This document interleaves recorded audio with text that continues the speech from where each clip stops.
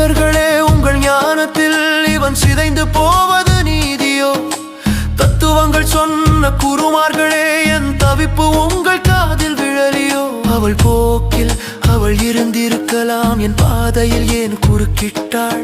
செடி வளர்க்க வந்தவள் போல வந்து என் வேரையே ஏன் அறுத்தாள்? தனித்து வாழ தெரிந்தவளுக்கு என் நிம்மதியை சிதைக்க என்ன தகுதி?